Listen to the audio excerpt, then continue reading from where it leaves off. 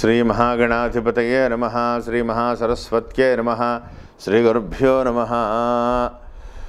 జై గురుదేవ దత్త.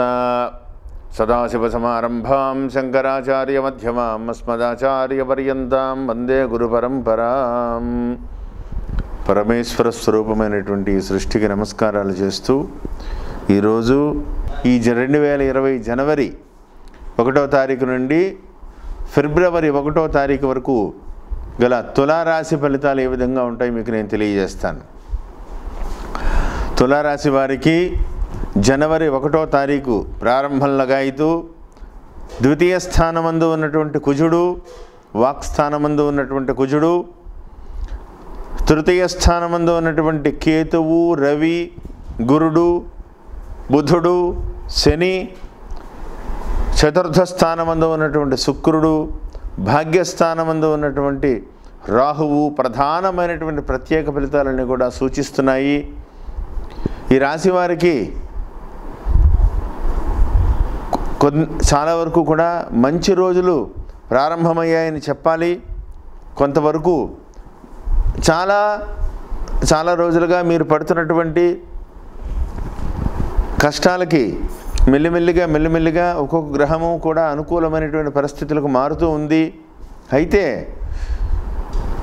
ద్వితీయమందు ఉన్నటువంటి కుజుడు వల్ల ఈ నెల 24వ తారీఖు వరకు కూడా కుజ సంచారం ద్వితీయమందే ఉంటుంది. వాక్స్థానమందు ఉన్నటువంటి కుజుడు వల్ల మిగతా అన్నీ కూడా విజయవంతంగా, పనులన్నీ కూడా ముందుకు మీరు కష్టపడి అయినా సరే విజయవంతంగా ముందుకు తీసుకువెళ్ళడానికి కష్టపడుతూ ఉంటారు. అనుకూలమైనటువంటి ఫలితాలు వస్తూ ఉంటాయి. కానీ వాక్స్థానమందు ఉన్నటువంటి కుజుడు ఆ యొక్క పనుల్ని, అంటే మీ మాటని మీరు నిలబెట్టుకోవడానికి చాలా కష్టపడవలసి వస్తూ ఉంటుంది.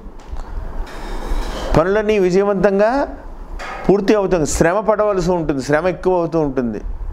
కొద్దిగా అంటే ఏమిటి ఇలా జరిగిపోతుంది, వీళ్ళు నాకు ఏం చేశారని నేను ఇంత కష్టపడాలి, ఎంతమందికి ఇన్ని రకాలుగా నేను సహాయం చేశాను, అయితే ఇంతేనా, వాళ్ళ నుంచి వచ్చేటువంటి ఇంత ఒత్తిడి చేస్తున్నారు ఏమిటి, ఈ పని అవ్వడానికి ఇంత అని మీ మనసుకి ఒక రకమైనటువంటి బాధ మీ మీద కనపడుతూ ఉంటుంది. అయినప్పటికీ కూడా ఉన్నటువంటి గురుడు, శని, రవి అనుకూలమైనటువంటి పరిస్థితుల్లో మీ పనులన్నీ కూడా సానుకూలంగా ముందుకు వెళ్ళడానికి సహకరిస్తాయి గ్రహాలన్నీ కూడా. అయితే జనవరి 15వ తారీఖు నుంచి రవి మార్పు కొంత మిమ్మల్ని ఒత్తిడికి గురి చేస్తుంది. అంటే అందుకనే ముఖ్యమైనటువంటి పనులు ఏమున్నా సరే ఈ 15వ తారీఖు పూర్తి చేసుకుంటే ఈ నెలలో ఏమైనా ఇబ్బంది ఉన్నా అది పెద్దగా మిమ్మల్ని బాధించకుండా కొంచెం విజయవంతంగా ముందుకు తీసుకెళ్ళగలుగుతారు. ప్రభుత్వపరమైనటువంటి పనులున్నా, ఏదైనా కాంట్రాక్టు రంగంలో బిల్లులు ఏదైనా పెండింగ్లో ఉండి మనం అది చేయించుకోవాల్సి వచ్చినా ఈ సమయాన్ని మీరు ఉపయోగించుకుంటే ఖచ్చితంగా అది అనుకూలమైనటువంటి దిశగా ప్రయాణిస్తుంది, మీకు అనుకూలంగా జరిగి తీరుతుంది. తర్వాత ఈ నెలాఖరులో జనవరి 24వ తారీఖు నుంచి కూడా శని చతుర్థ స్థానానికి మకరానికి చతుర్థమందు తన స్వక్షేత్రానికి శని గమనం జరుగుతోంది. వాస్తవంగా తులారాశికి శని శుభుడు. ఎందుకంటే తులారాశికి జన్మస్థానంలో శని ఇక్కడికి వచ్చి ఉచ్ఛ పొందుతాడు. అయితే చతుర్థ స్థానమందు శని మామూలుగా అర్ధాష్టమ శని కొంతగా పాపి కాబట్టి మూర్తిమంత రీత్యా కూడా లోహమూర్తి అవుతున్నాడు కాబట్టి కొద్దిగా మానసికమైనటువంటి ఇబ్బందులు కలుగుతాయి.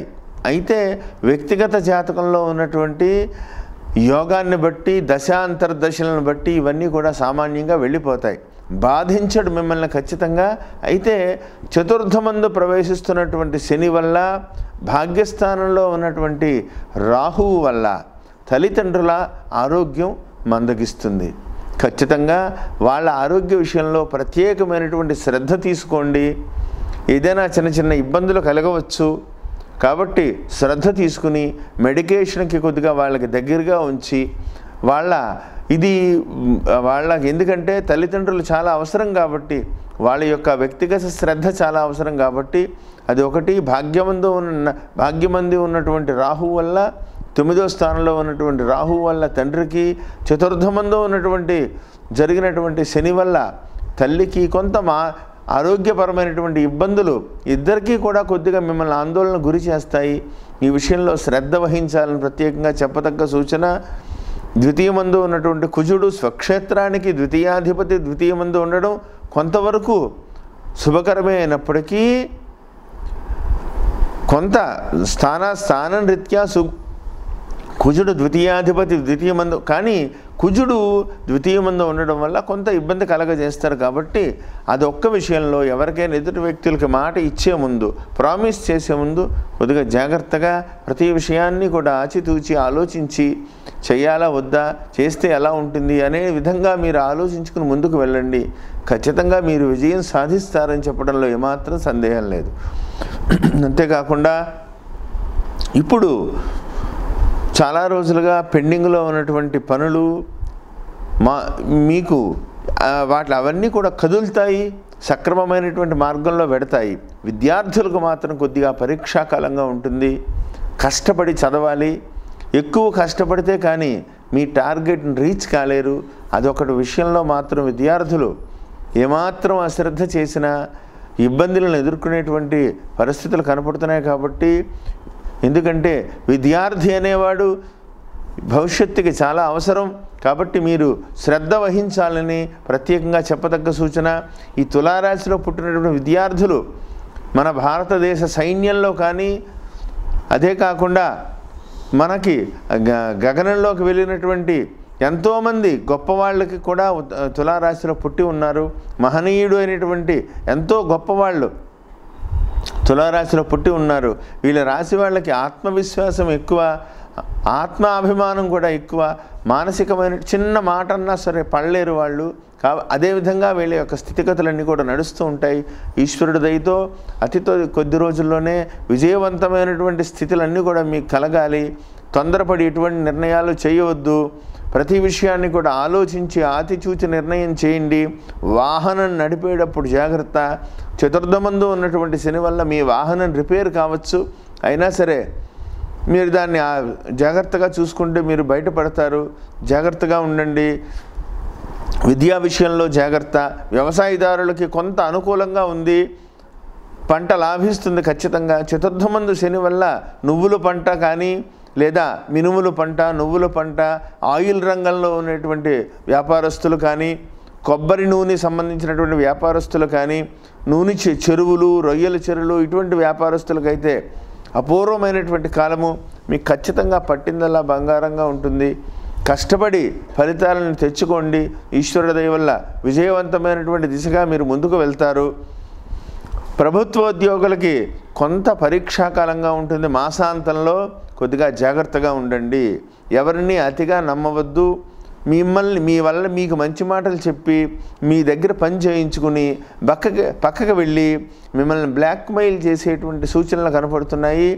ప్రభుత్వ ఉద్యోగులు ఓవర్ కాన్ఫిడెన్స్ తోటి నమ్మి అయ్యో మనవాడే కదా అని మీరు ఎక్కువగా నమ్మి ఇరుక్కోవద్దని ప్రత్యేకంగా చెప్పదగ్గ సూచన. అంతేవిధంగా వ్యాపారస్తులకైతే, నిల్వ వ్యాపారస్తులకైతే అనుకూలంగా కనపడుతుంది. ఆయిల్ రంగంలో ఉండేటువంటి వ్యాపారస్తులకైతే కొంత అనుకూలమైనటువంటి పరిస్థితి కనపడుతుంది. ఆలోచించి ముఖ్యంగా ముందుకు వెళ్ళండి. సర్వత్ర దిగ్విజయంగా ఉంటుంది. మీరు తీసుకునేటువంటి నిర్ణయాలు ఏవైనా సరే, ఏదైనా ఇన్వెస్ట్మెంట్ రంగంలోకి వెళ్ళాలన్నా, లేదా ఏదైనా కన్స్ట్రక్షన్ రంగంలోకి వెళ్ళేటువంటి ఉన్నవాళ్ళైనా, సిమెంట్ రంగంలో ఉన్నవాళ్ళైనా, ఏదైనా లాంగ్ ఇన్వెస్ట్మెంట్గా చేసేటువంటి విధానంలో ఉన్నవాళ్ళైతే జనవరి 20వ తారీఖు లోపల ఏదైనా స్టాక్ పెట్టాలనుకుంటే కొద్దిగా కొనుక్కోండి. లేదా లాంగ్ టర్మ్ ఇన్వెస్ట్మెంట్ చేయాల్సి వస్తే జనవరి 20వ తారీఖు లోపల చేసేయండి. రాబోయేటువంటి రోజుల్లో అవి రేట్లు పెరిగి ఉన్నతమైనటువంటి దిశగా వెళ్ళి మిమ్మల్ని అభివృద్ధిలోకి తీసుకువస్తాయి. పిల్లల విషయంలో కొద్దిగా జాగ్రత్త వహించండి. దురుసుగా మాట్లాడవద్దు. ఎందుకంటే మీ ఆ స్థానరీత్యా ఉన్నటువంటి పరిస్థితులను బట్టి చెప్తున్నాను.